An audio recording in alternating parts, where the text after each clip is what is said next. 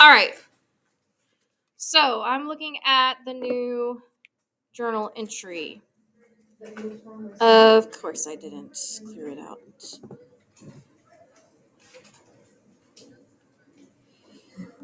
Give me like 2 seconds. I thought I cleared this. I did not. Nah.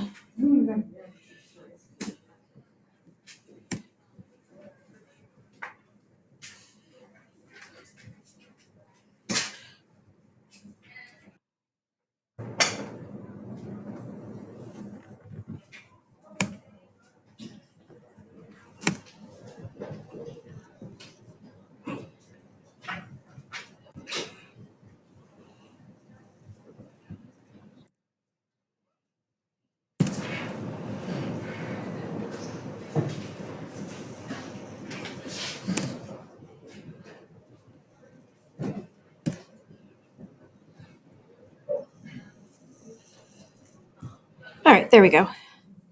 All right. So with this foldable, again, we're learning about different angles that are formed by secant lines and tangent lines.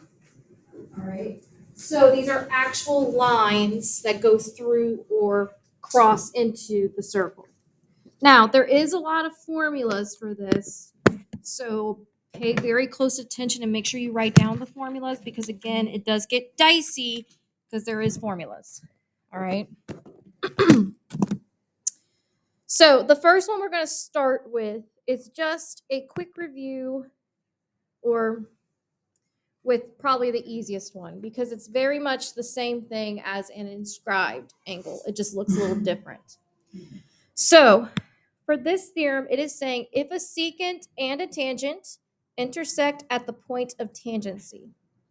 Now, the point of tangency is just where the tangent line intersects the circle. So that's where the tangent line intersects the circle. All right. That's the point of tangency. Then the measure of each angle formed. So the measure of the angle is half the measure of the intersected arc. So the formula that we're talking about is right here. 1/2 the arc is equal to the angle on the circle. It's literally the exact same formula as an inscribed angle. The only difference is that instead of it being made by two chords, it's made by a secant line and a tangent line.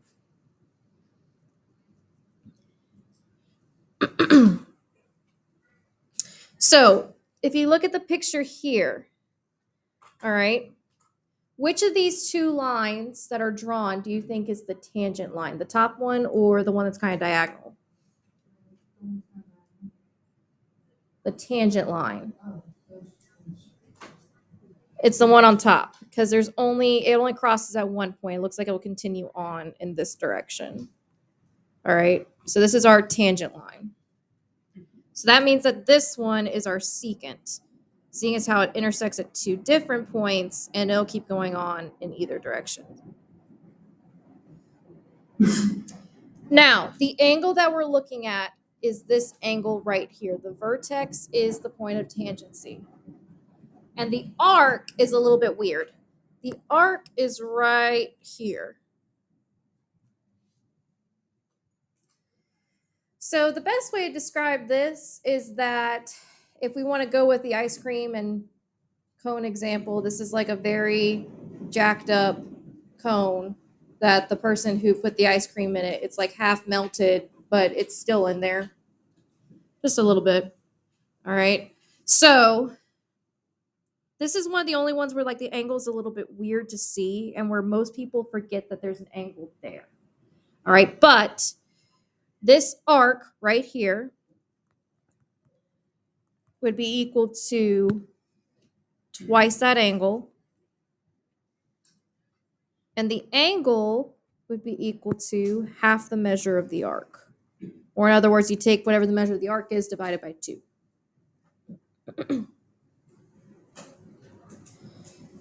All right. So let's do an example involving that theorem. So let's look at example 1 on the inside of your foldable.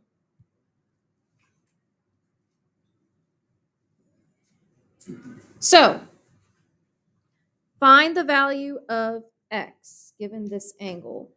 So this is obviously an inscribed angle. And remember, the angle is equal to half the arc,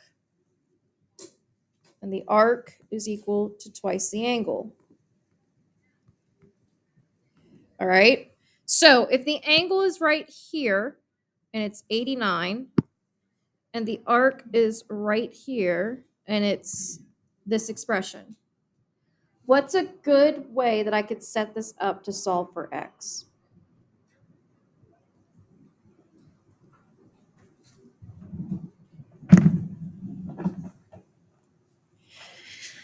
So let's think about this logically. What do we know? What measure do we absolutely know? The angle or the arc? The angle. Could we get the arc measure from that angle? Like the actual measurement of the arc? Yes, we can. How do we do that? 89 times 2. So if we do 2 times 89, that would equal what?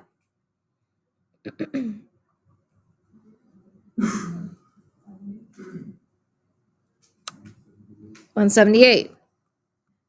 So this is actually the measure of this arc.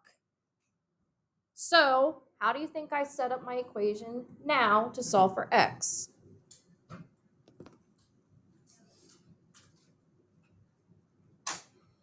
So if the arc measure is equal to this, but it can be written as this expression, how do I set my equation?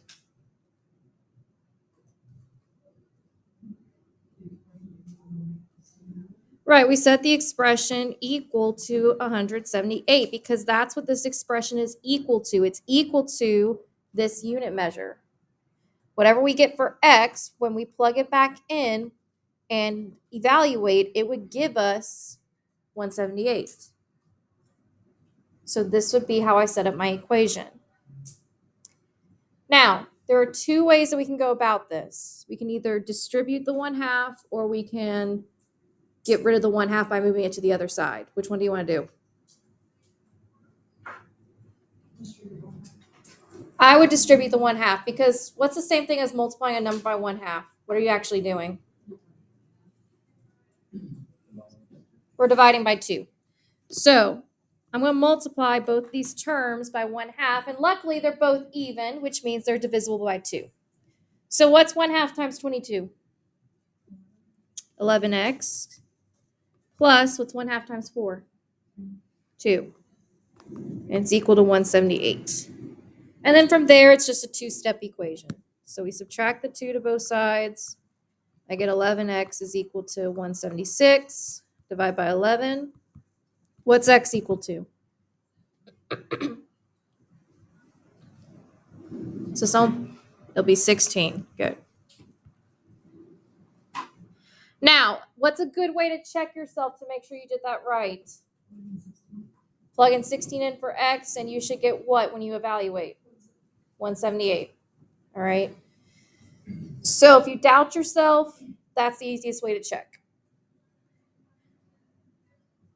Any questions on that one?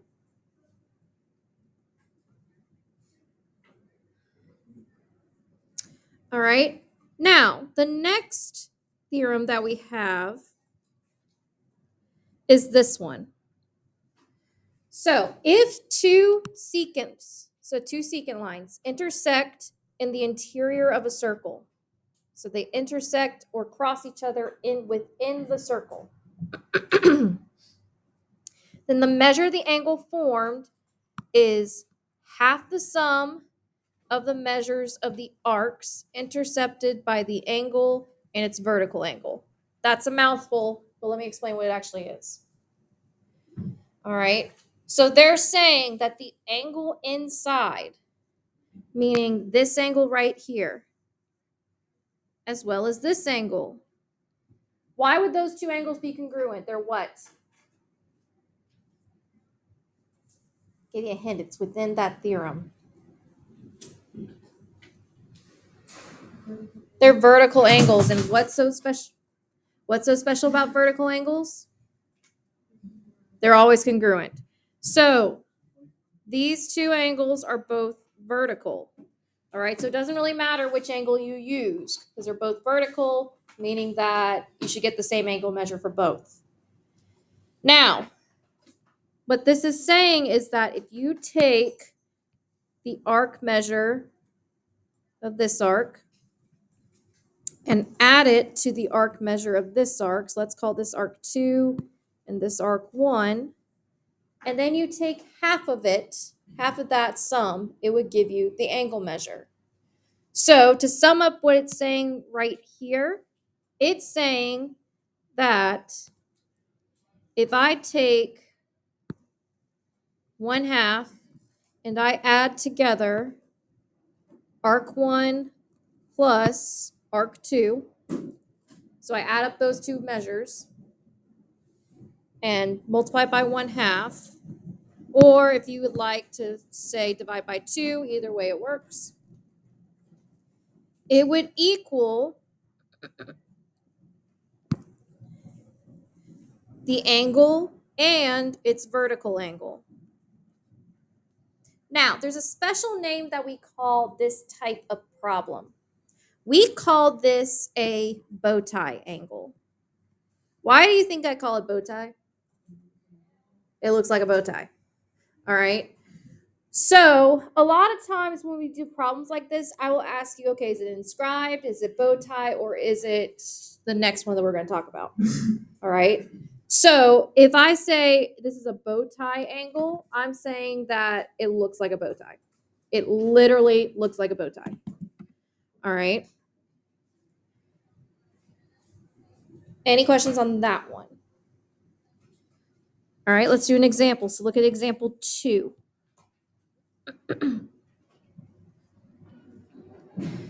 So example 2, we're trying to find angle X given these two arc measures. Now remember, angle X is this congruent to this angle as well. So that's why we can use those two arc measures. It doesn't matter because those two angles are congruent. So this is clearly a bow tie. So what do you think I'm going to do to set this up?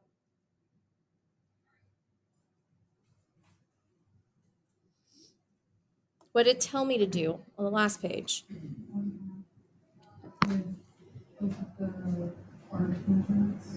Right. So I'm going to take these two arc measurements and I'm going to add them together. So I'm going to do 85 plus 35.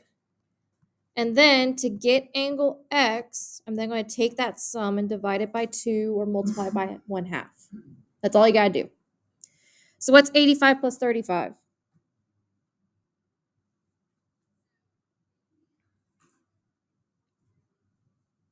It's what?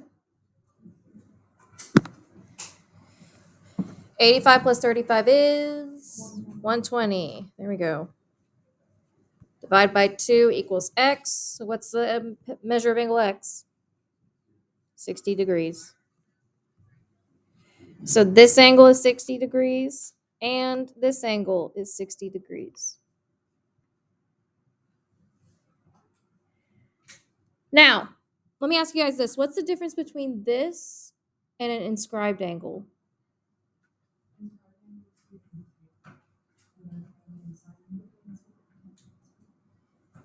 Kind of. I'm more so looking at it in a physical sense. What's the difference physically between an inscribed angle and a bow tie angle? There's one key difference.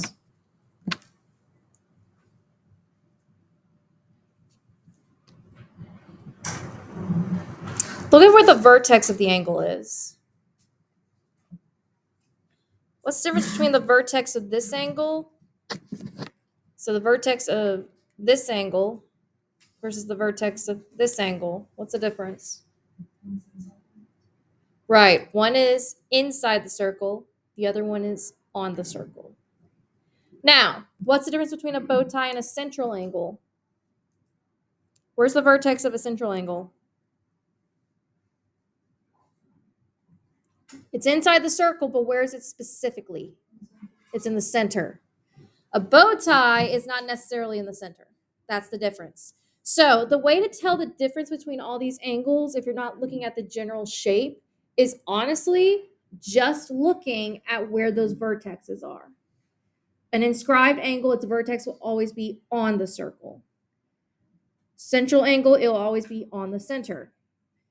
Bow tie, it'll be inside the circle, but not necessarily in the center. All right. Then our last theorem.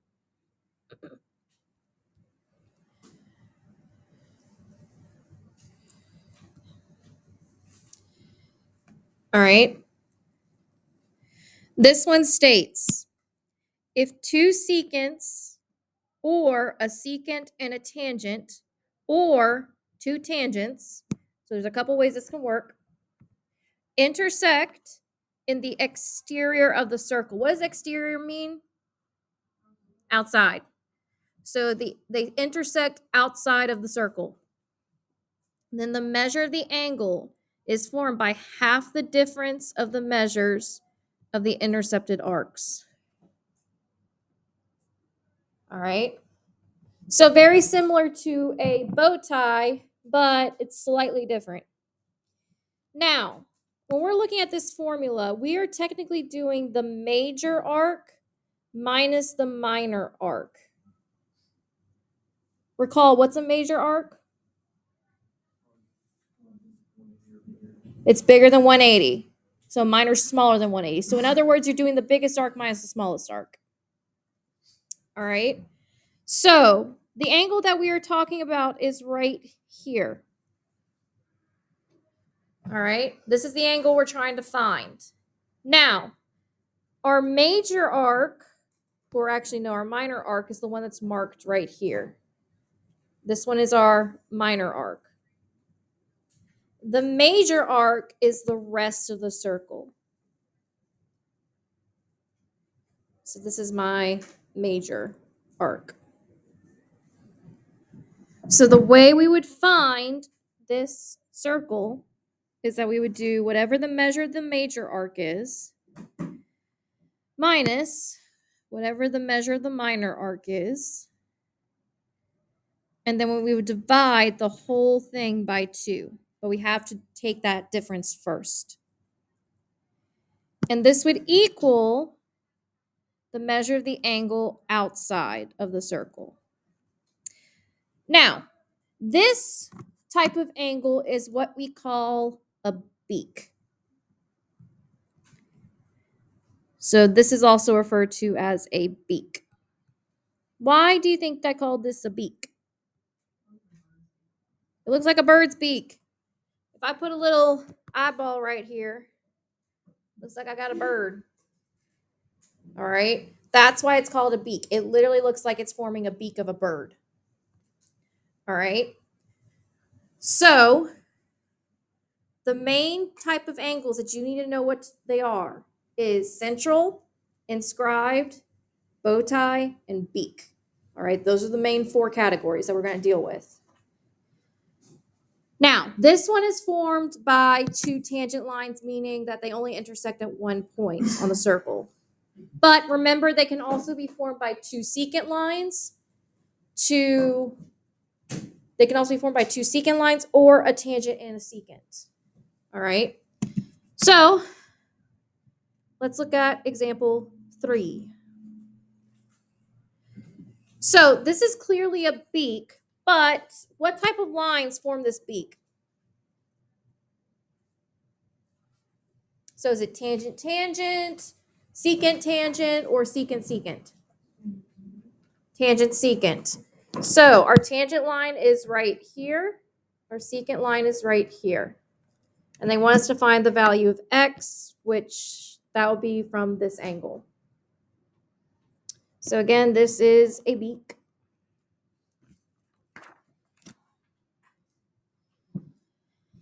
Now, here's where it's kind of a little weird. All right. They marked where the major and minor arcs are.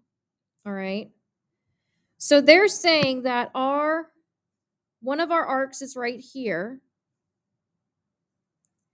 And then if we go the rest of the way around the circle, this is our other arc. All right. So this line right here kind of tells you where they separate. Now, they said that one of these arcs is 50, the other one is 4x plus 5 degrees, and our angle is x plus 25 degrees. So again, remember, your angle is going to be equal to your major minus your minor all over 2. All right. So how do you think I would set up an equation to solve for x using the formula I just gave you?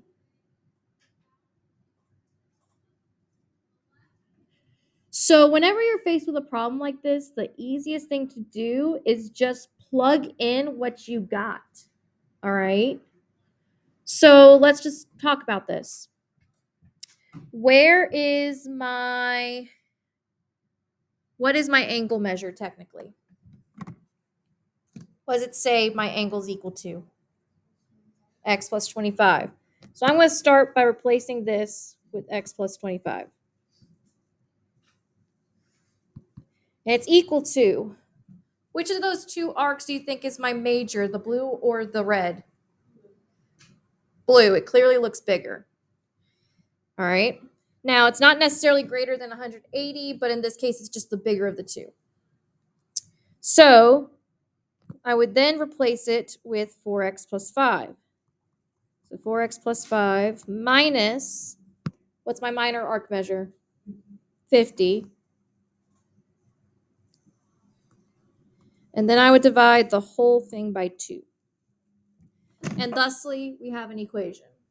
So guys, when it comes to this type of stuff, all you got to do is plug the information you're given into the formula. There's no like special thing that you have to do to try and figure out what to come up with an equation for. It's literally a plug and chug just with expressions. Does that make sense? Now, what's my first step to start solving for x? What do you think?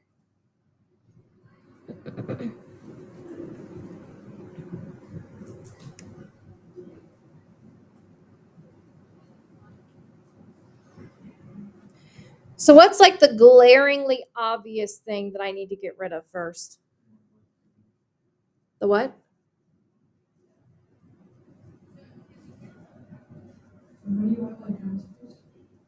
Times what?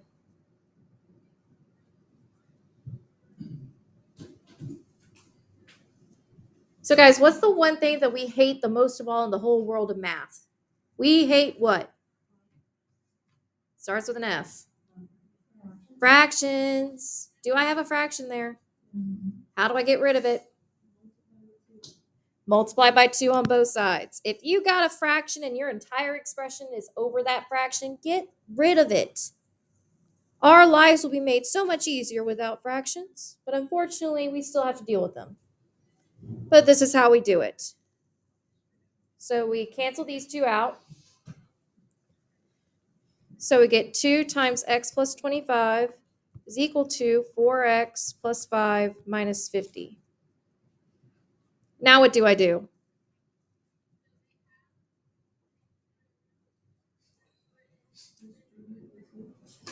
I would distribute this 2. So I get 2x plus 50 is equal to 4x plus 5 minus 50. Then what do?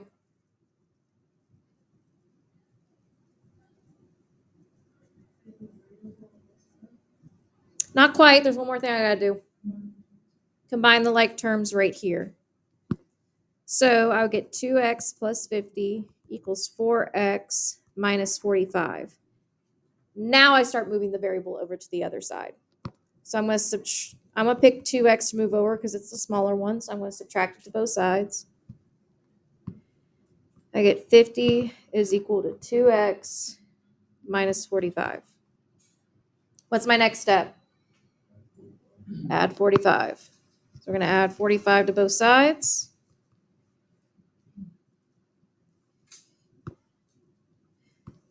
I get 95 is equal to 2x. And then I divide by 2. So x would be equal to 95 over 2, or if you want to keep it as a decimal, because that will be a nice decimal, 47.5. I would accept either one of those answers. Now, if the fraction did not give you a nice decimal, leave it as a fraction. But obviously, since it's a half, it will give you a nice decimal. Any questions on that one? Any questions on how you set up problems dealing with bow ties, beaks, and inscribed angles? All right, well, let's put your knowledge to the test. So let's look at the mixed practice problem. And let's read what it's talking about. So in the figure, the quadrilateral newel, or N-E-W-L, is inscribed in circle K. TR is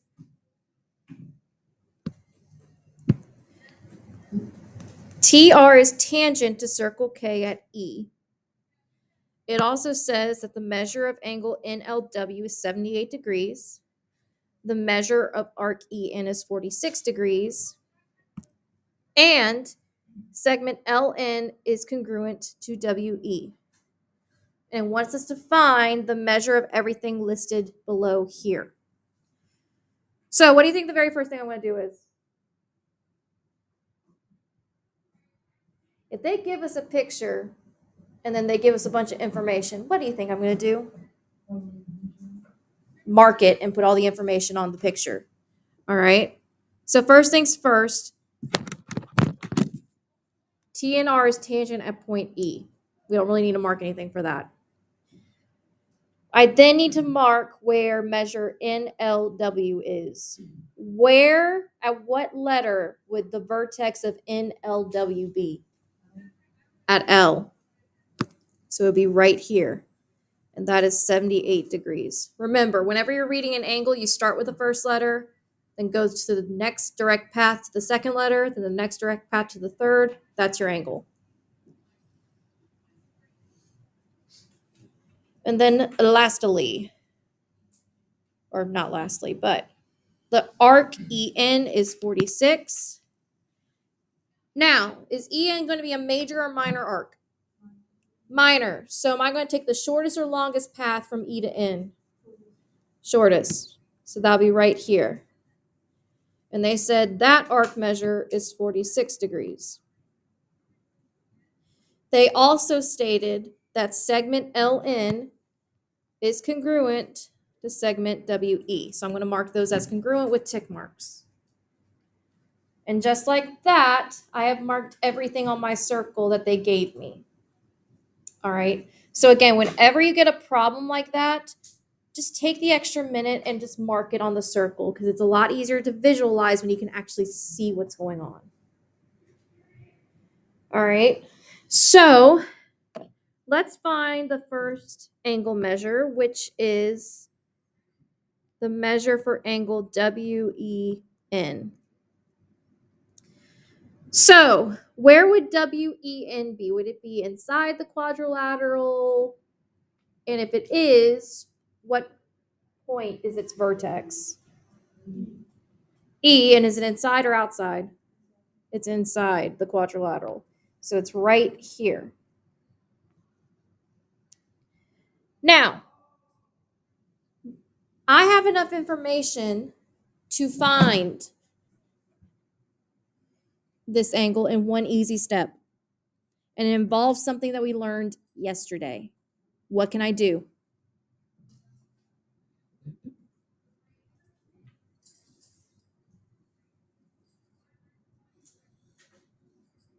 So look back at the journal from yesterday, specifically involving inscribed quadrilaterals. What was the theorem that we got from that?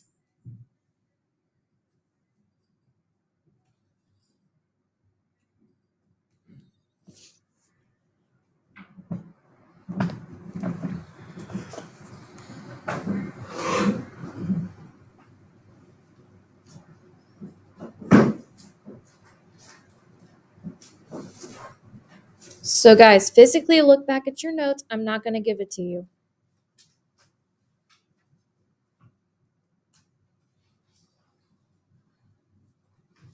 It deals with a theorem we discussed yesterday. Now, if you weren't here yesterday, you get a pass for obvious reasons. But if you were here yesterday, you should know this.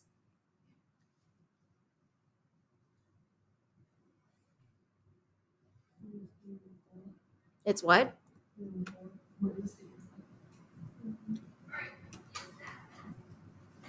The opposite angles are what? Supplementary. So, what do you think I'm going to do to find the measure WEN?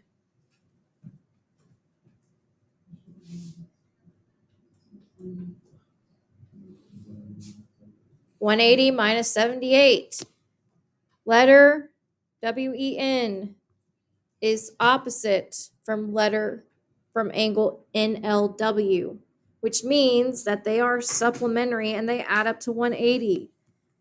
So I would do 180 minus 78, and that'll give me what as my angle measure?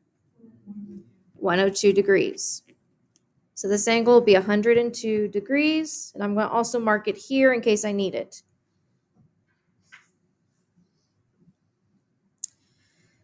Now I'm going to find the measure of angle 10, TEN. Where is angle 10? It's at point E, but is it inside or outside the circle? It's outside. Is it to the left of E or to the right of E? To the left. It's right here. What type of angle is letter TEN? It's one of the ones we just learned. Is it a bow tie, a beak, or is it inscribed? It's inscribed. Its vertex is on the circle, meaning the only type of angle it can be is inscribed. Now, what's its intercepting arc? Or do we have its intercepting arc? I'll give you a hint. It's a jacked up scoop of ice cream. It's the 46. So angle E's intercepted arc is this 46. All right. Because remember, it's one of those special inscribed angles where it's formed from a tangent line. So based off of that notion, how do I find the angle if I have its intercepted arc and it's an inscribed angle? Take it half of the arc. So you're just going to do 46 divided by 2, and that'll give you what? 23 degrees. So this angle right here will be 23 degrees.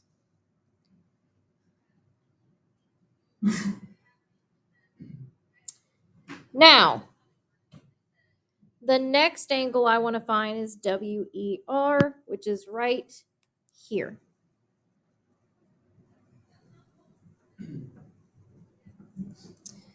Now,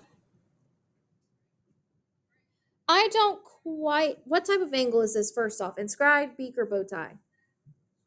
It's inscribed, so I need its intercepting arc. Now, I don't have the actual intercepting arc marked because the intercepting arc would be right here. But I don't know what that measure is, all right? And I can't assume anything either. However, I could figure it out. How do you think I would figure it out?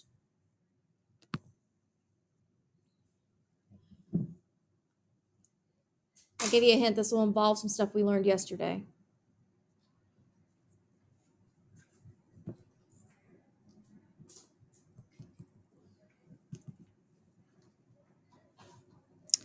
I do have an inscribed angle with an intercepted arc, and it's not the one that we just did. Which angle gives me an intercepted arc?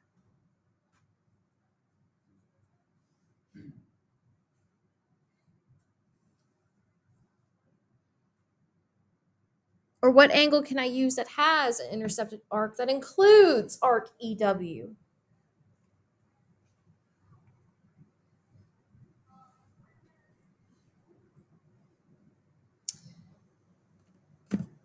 Again, it's an inscribed angle. It's just not formed by a tangent line.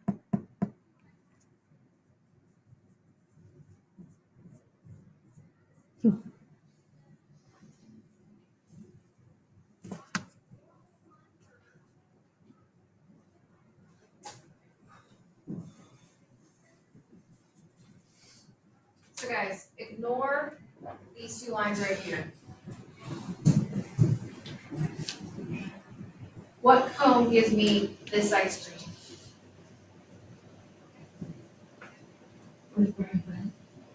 Gives me this ice cream. What cone?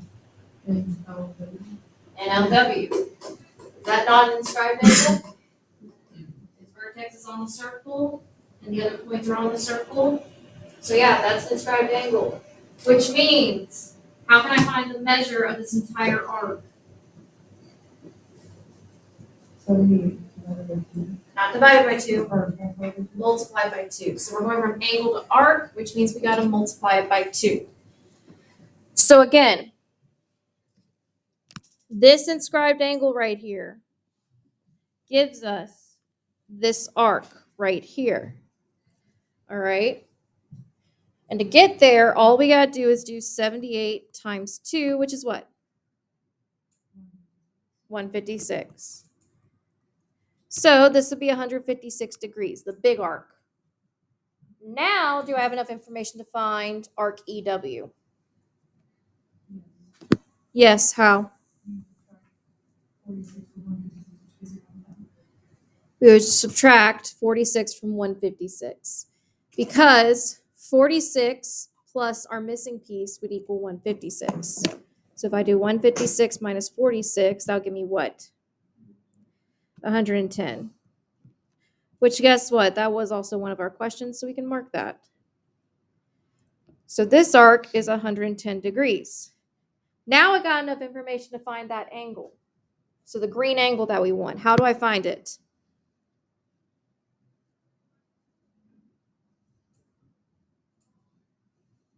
So it's an inscribed angle, right?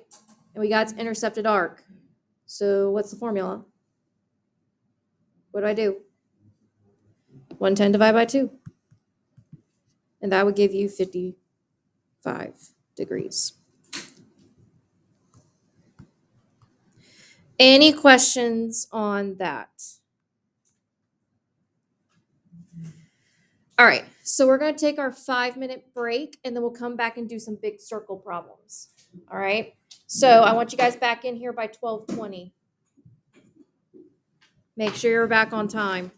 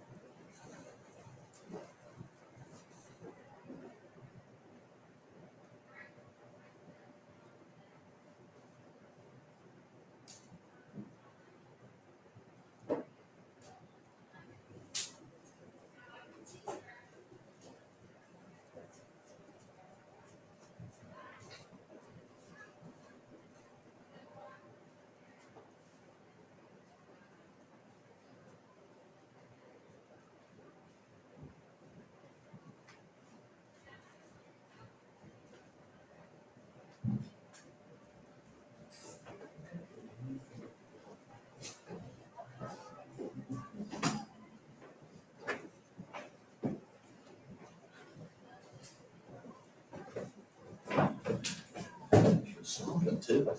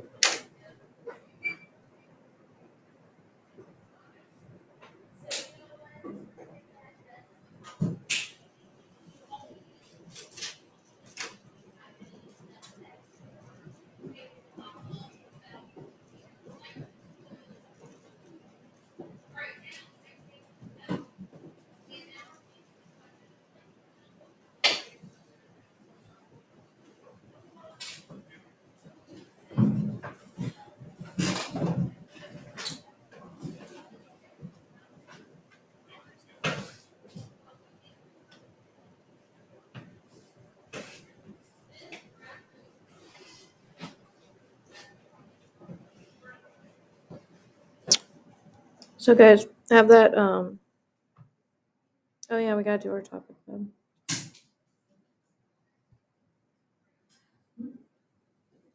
Hmm.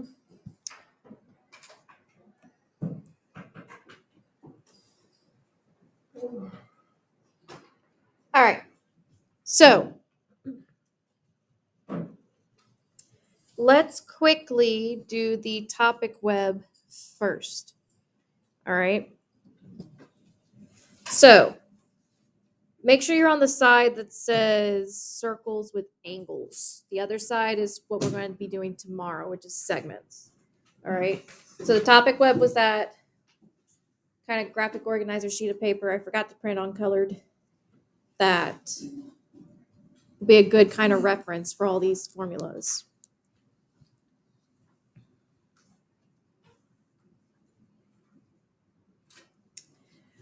All right.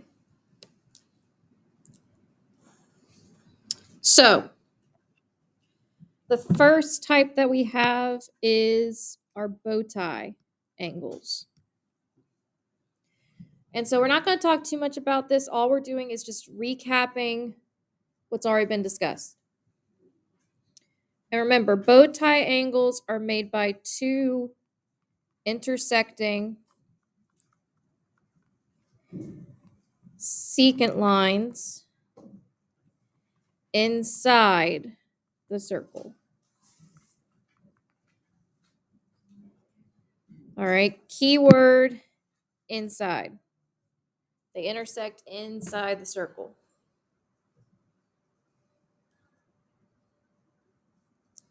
Now remember, the formula for this is that you take one of the arcs. So let's call this arc 1, arc 2. And let's call this angle X. All right, because remember, the vertical angles are congruent. So remember, the formula for this is angle X, or the measure of angle X, would be equal to the measure of arc 1 plus the measure of arc 2, all divided by 2. And that's all you got to know. And then one note for this is that angle X shares a vertical angle and is congruent to its vertical angle. All right. So angle X is congruent to its vertical angle, which is right here as well. Any questions on bow ties?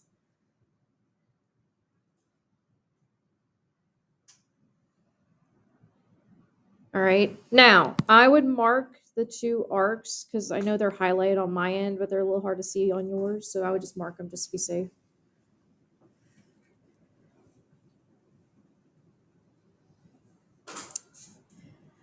All right. Then we got inscribed.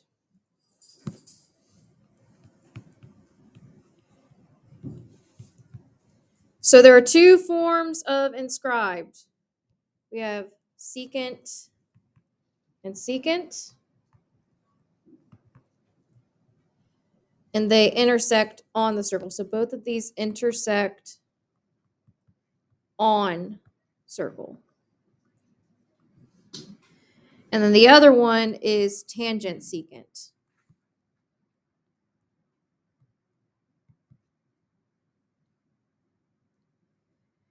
All right.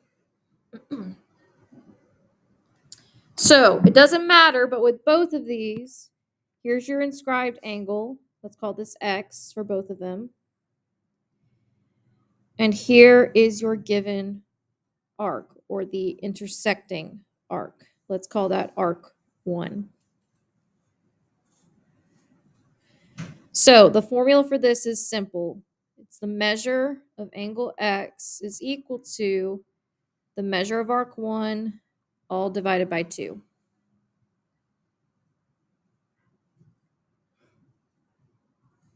So whatever the intersecting arc is, you just divide it by 2, gives you that angle measure.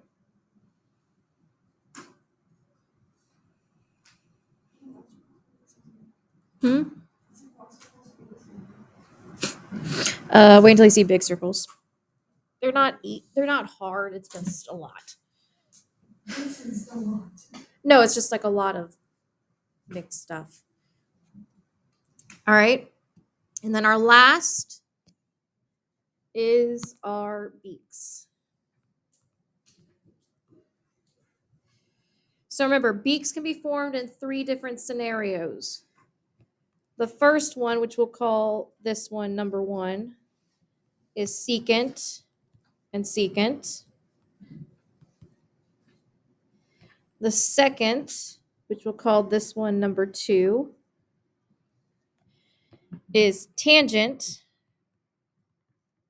and secant.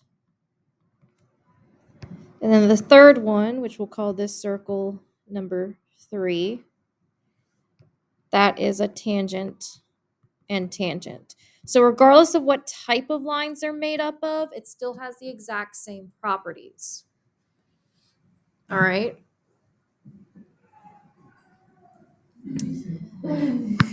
So these angles all right here at the tip of the beak. Again, let's call these angle X. All right. They involve its major and minor arcs. So the major arcs are right here. Let's call these arc 4. All right. And then your minor arcs are right here. Let's call these arcs 5.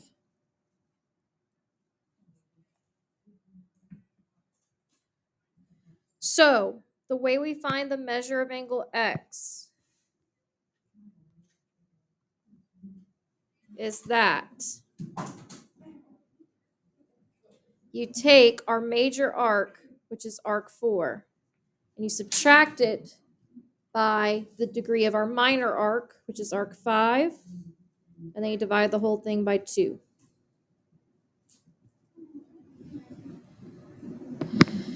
And the biggest thing to note about beaks is that the two lines intersect outside of the circle. So keyword outside. So that's how you tell the difference between the three. Bow ties intersect inside, inscribe intersect on the circle, and beaks intersect outside the circle. And again, all of these formulas is just for a quick reference sheet for you guys. All right. So this will be a handy graphic organizer if you just need a quick reference. Yes. Why is everything else red? It's red. It's orange. It's red. Look at it and look at the other ones. It's red. I'm not going to minus something. It's red. It's not. I'm telling you, it's from the red pen. It's the exact same color. That might be right, but it's not the same color. Playing the projector, I don't know. All right. So I would keep this out because it'll come in handy for our next step, which is going through. Yes. Yep. So it's just bow tie, inscribe, and beak.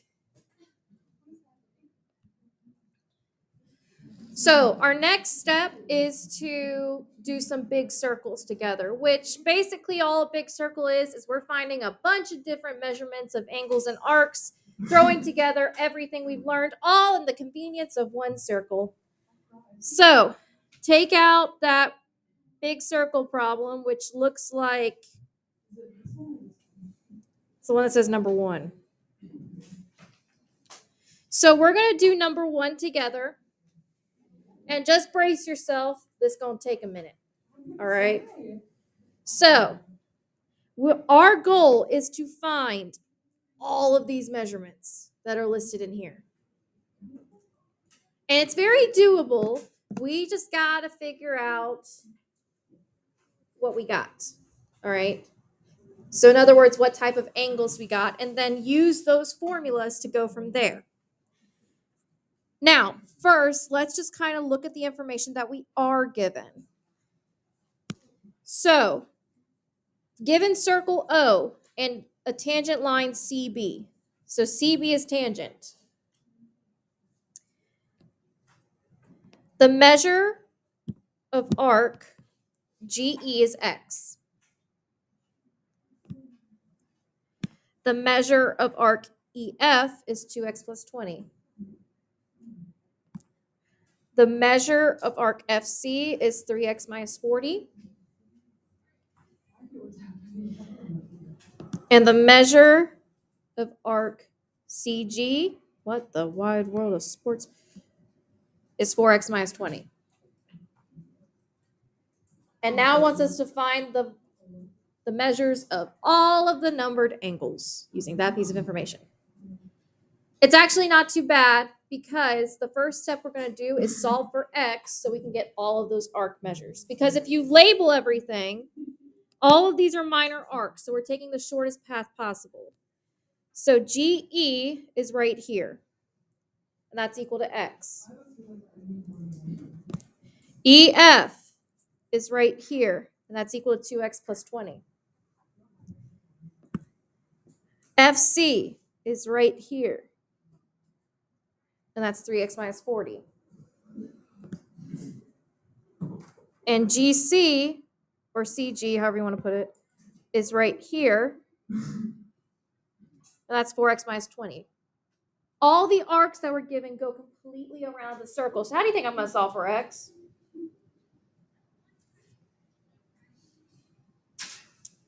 How would I solve for x if I'm given every arc that the circle is made up with? Landon.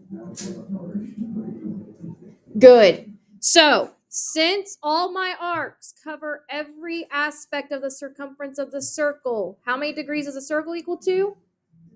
360 degrees. So, to find the value of x, I'm going to add up every one of these expressions together and set it equal to thusly, I have x plus 2x plus 20 plus 3x minus 40 plus 4x minus 20 is equal to 360. All right. So first things first, we do some combining of the like terms. So my x's and my constants. So x plus 2x is 3x, 3x plus 3x is 6x, plus 4x is 10x.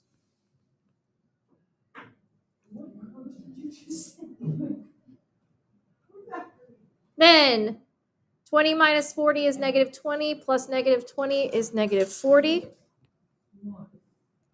And it's equal to 360. All we're doing is adding up all of our arc measures and setting it equal to 360. That's what was given to us in the information up top.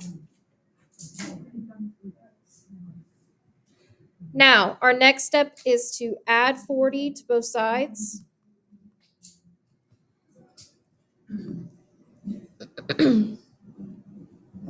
This goes away. I get 10x is equal to 400. Divide by 10. So what's x equal to? 40.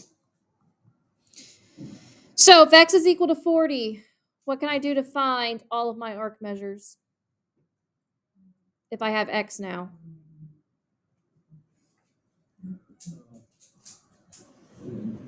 Right, plug them back into their expressions. So first things first, GE is just equal to x. Thus, the measure of arc GE is equal to 40 degrees, which we shall label thusly over here.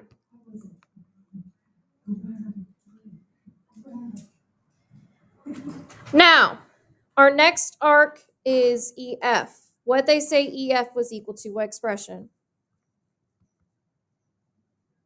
So what expression do they say EF was equal to up top? 2x plus 20. So I'm going to replace x with 40. So I have 2 times 40 plus 20. What's 2 times 40? 80 plus 20? 100. So EF is equal to 100 degrees, which I shall mark over here. Not 180, 100.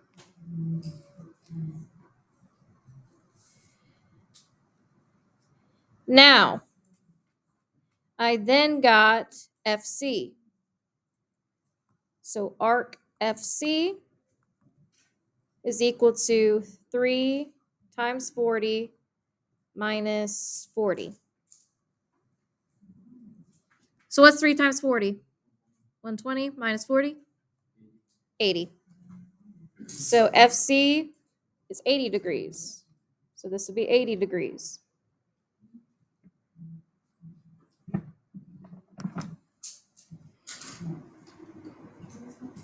And then lastly, we have CG, which is equal to 4 times x, which is 40, minus 20. So what's 4 times 40? 160 minus 20? 140 degrees. Now, a good way to check ourselves is that if we add up all of these arc measures, they should equal 160 if we add them all together, which they do. Now, we have all the information we need to start finding angles. So, here's my suggestion for you. Pick a type of angle, whether it be bow tie, inscribed, or beaks, and find those first. So find all the bow ties first, or find all the inscribed first, or find all the beaks first. All right, because you do have enough information to find them. So we're not going to go in order from 1, 2, 3, 4. We're going to be jumping around a lot. So let me ask you guys this. What would you like to start with? Bow ties, beaks, or inscribed?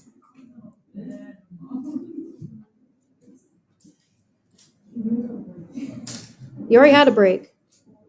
I would say bow ties. All right. So there are 2 angles within a bow tie that I can definitely find. Where do you think my bow ties are? So off to the side, I'm just going to label something as bow ties.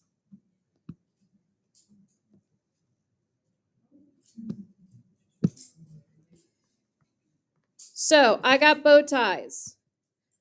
What are two angles that make up a bow tie within this circle?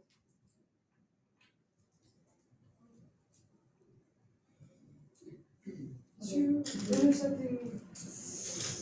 So what are two angle numbers on this circle that make up a bow tie? 13 and 15 and 12 and 14. Good. So let's start with 13 and 15. So right here. All right. This is our first set of bow ties. Now, what's true about angle 15 and 13? They're going to be what? They're congruent because they're vertical. So angle 13 is going to equal angle 15. Now, I need arcs that intersect those two angles. Which arcs am I using?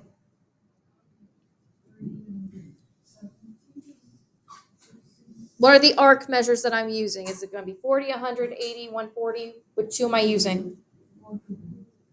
40 and 80. What's the formula that I got to use?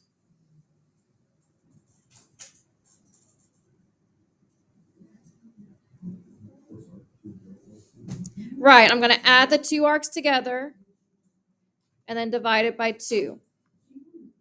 So what's 40 plus 80? 120. What's 120 divided by 2? 60. Thus, these two angles are 60 degrees. And I would, as best as you can, write them in the circle just so that if you need them later, you got them. So 15 is 60 degrees, 13 is 60 degrees. All right. My other bow ties are 12 and 14. So what's true about 12 and 14? They're what? They're congruent. So 12 is going to equal angle 14. What two arcs am I going to use to find it? 140 and 100. So I'm going to use the exact same formula that I used up top. So 100 plus 140 and then divide it by 2. So what's 100 plus 140? 240 divided by 2? 120 degrees. So 14 is 120 degrees, 12 is 120 degrees. And thus I have completed my bow ties.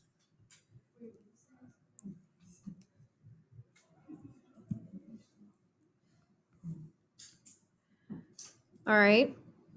Now, we've done bow ties. Yeah. So we've done bow ties. What's the next one you guys want to do? Inscribed or beaks?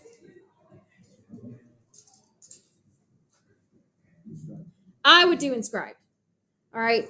Beaks, you kind of need some of the inscribed angles. All right. So, what is one inscribed angle that I can find very, very easily with what I'm given? What's the number of one inscribed angle that I can find very, very easily with what I'm given?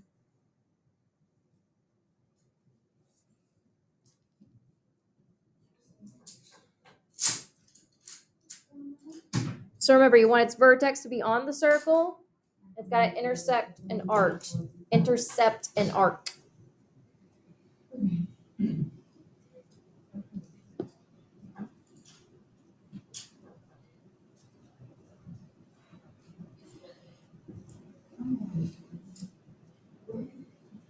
So where would one inscribed angle be? I just want one.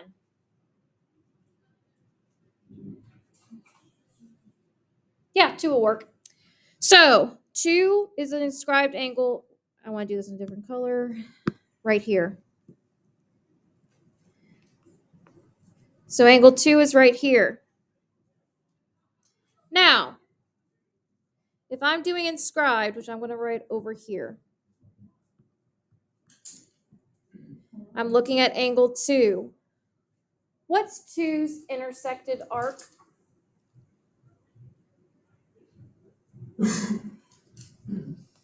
Remember, this one is, since it's made from a tangent line and a secant line, it's a little screwed up. It's a little screwed up ice cream cone. So what would be the intersected arc? 40. So I would do what to find the angle measure?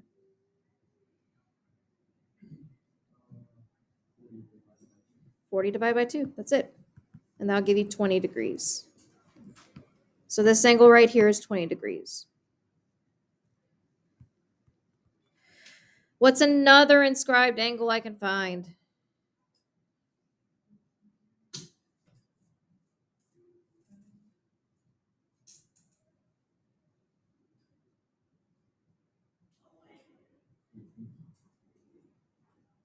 No, because 18 would be like where that red line is up top. 7. Yeah, 7 will work. All right. So number 7, which is right here. What's the intersected arc of 7? So we're finding angle 7. What's its intersected arc? Intercepted. Why do I keep saying intersected? Intercepted arc. 80. So I get 80 divided by 2, which is what? 40 degrees. So this one right here is 40 degrees. Still got some more inscribed. There's a lot of inscribed in here. Look within the circle itself. Remember, inscribed isn't just kind of outside the circle, it's also within. So look for cone tips that have ice cream that's highlighted already.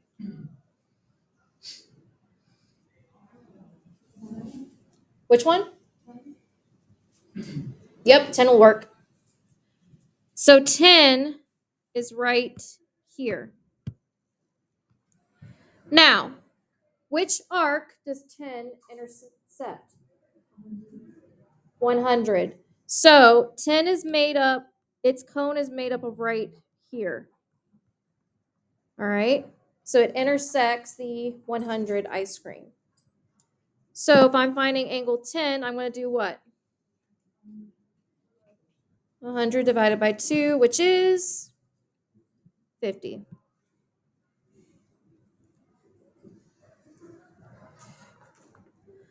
What's another inscribed angle?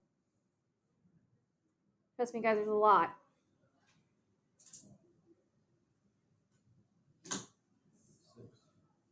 Yep, 6 will work. Which arc does 6 intersect? CG, or what's the arc measure? 140. So for angle 6, and this is 50, I'm going to do 140 divided by 2, which is what? 70 degrees. So angle 6 is 70 degrees.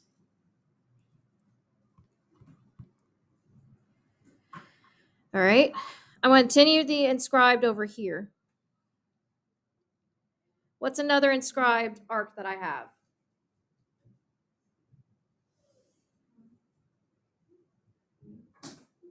Which one?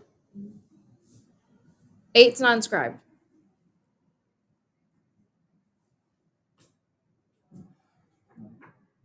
Which one? 9.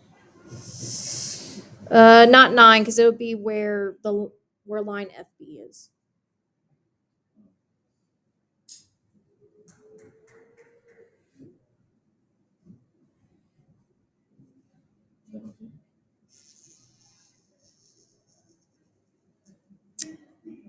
Hold up. Well, no, I think I screwed up arc 7 because it's a bigger angle. So arc 7 is in 40, arc 9 is 40. That's my bad. So this should be arc 9. It's the smaller of the two.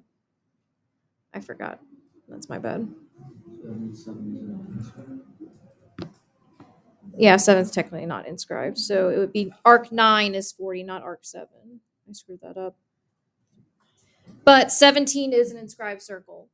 Or inscribed circle, inscribed. So 17 is also inscribed. What arc does it match up with?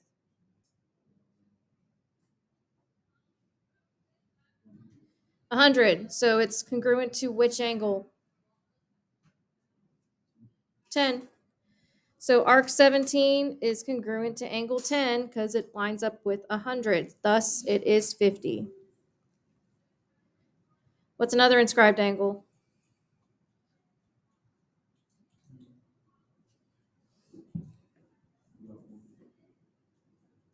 Have what? Which one? One's not inscribed. 3 is inscribed. So, which arc does 3 line up with? 140. So, which angle is it congruent to? 6. Thus, it is 70 degrees. All right. What's another inscribed? There's still a couple more. So this is 50. This is 70.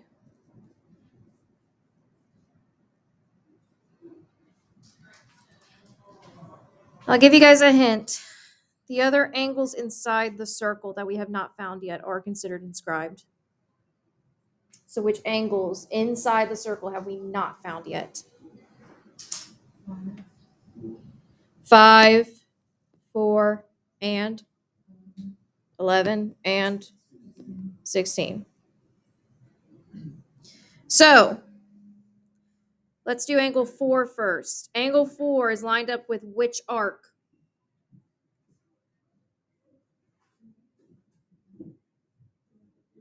80. So it's congruent to which angle that we already found? 9. So angle 4 is also equal to 40. Angle 4 is 40. What about angle 5? Which arc does it line up to? 240. Which angle did we already find that has 40? 2. So angle 5 is also congruent to angle 2.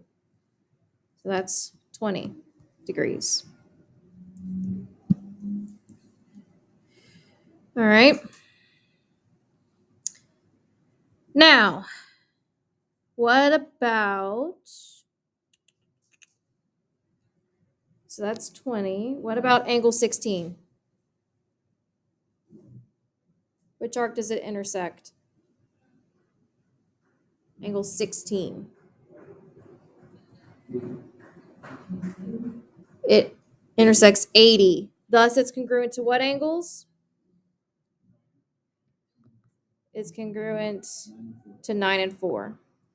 So this is also 80.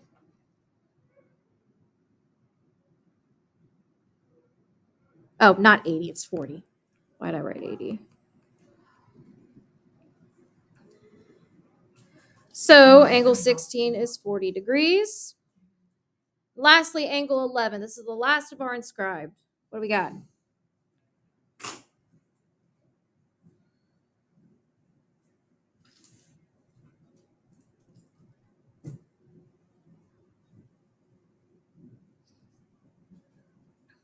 Which arc does angle 11 intersect?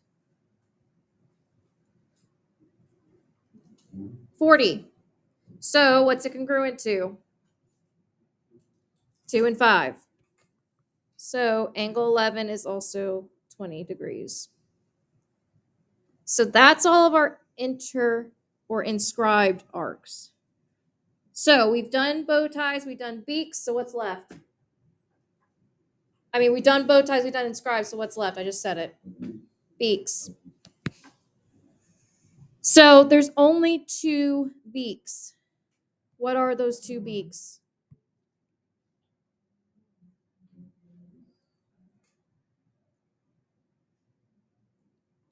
So what are the only 2 angles formed outside the circle? Yep. What, huh? Yep. 16. So what are my only two beaks here?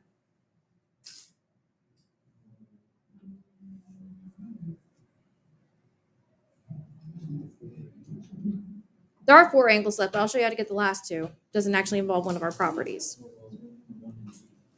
1 and 8 are my only two beaks. So let's find angle 1 first. So remember, I need 2 arcs, a major and a minor, that beak intersects. Which 2 arc measures am I using?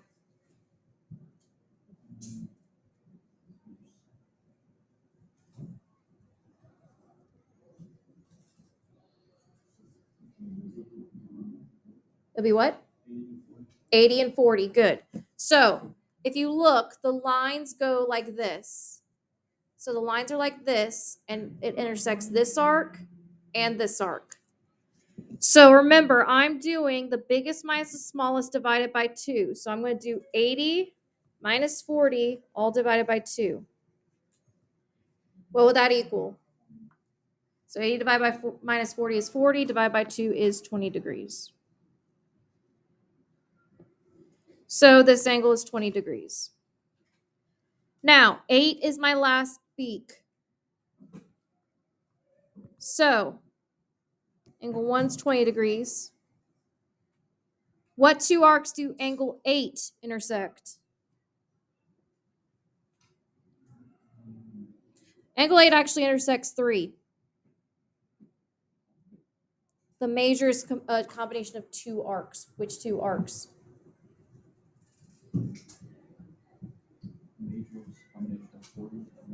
Good. Major is a combination of 140 and 40, because if you look right here, this is the arc it intersects. So we have to add up 140 and 40 together. And then what's the minor arc? 80.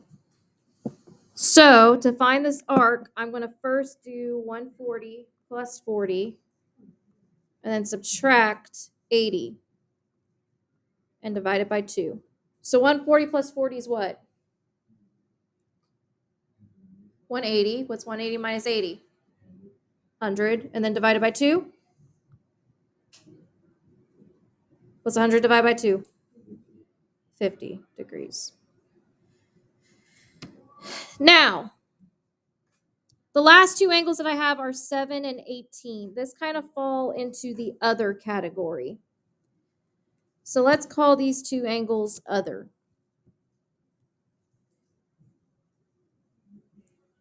All right. Now, I'm actually not going to use a circle theorem to find them. I can use another geometric theorem to find them. Look specifically at the shapes that are being formed. Triangles. So for angle 7, how can I find it? Right. I have 2 of the angles within this triangle that angle 7's in. So I would add 50 plus 40 together and then subtract it from 180 to get angle 7. So for angle 7, I'm going to do 180 minus 40 plus 50, which 40 plus 50 is 90. What's 180 minus 90? 90. So this angle is 90 degrees. That's why I was like, that's wrong, because it looked like a 90-degree angle. All right. So this one's 90. Yes. Quickly. Then the last one, 18, I can solve it the exact same way. So I got 20 here, 20 here. So what does this angle have to be? Nope. Add up 20 and 20, subtract it from 180. So angle 18 is equal to 180 minus 20 plus 20. Right, it'd be 140. 20 plus 20 is 40. Subtract it from 180, you get 140 degrees.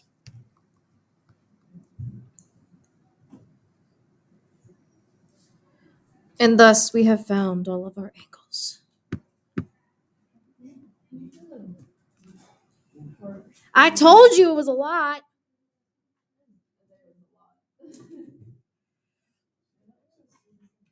But they're not bad. Like I said, you just pick a type of angles and stick with it. All right? What? They're not that bad. They're not. It's just. All right, guys. Here is your X ticket for today. It's very straightforward. I thought you were going to put another one of these things and be like, it's very straightforward. I would cry. Oh no, but hold on to that big circle page because I'll warn you right now there is going to be a big circle on your test, and we'll do another one tomorrow for warm up.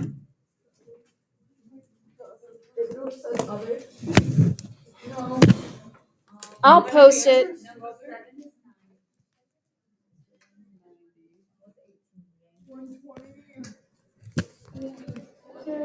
All right, guys, so knock out that exit ticket. You only got 5 minutes till the bell.